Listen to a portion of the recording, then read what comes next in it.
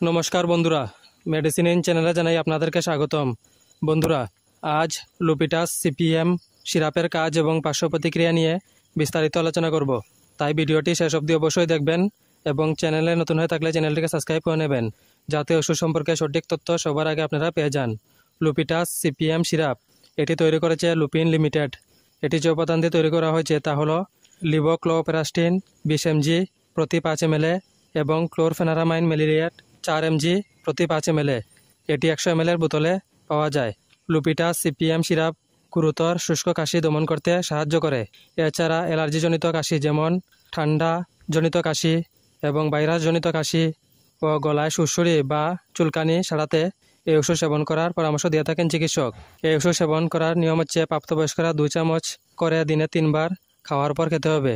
এছাড়া গর্ভবতী মহিলা এবং স্তন্যপান করান মহিলারা এই ওষুধ সেবন করার আগে অবশ্যই চিকিৎসকের পরামর্শ নেবেন।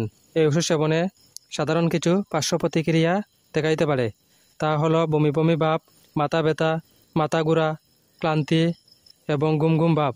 যদি এরকম সমস্যা দেখা দেয় তাহলে ওষুধ সেবন বন্ধ করে অবশ্যই চিকিৎসকের পরামর্শ নেবেন। বন্ধুরা, ভিডিও ভালো লেগে থাকলে লাইক, কমেন্ট, শেয়ার অবশ্যই করবেন। ধন্যবাদ।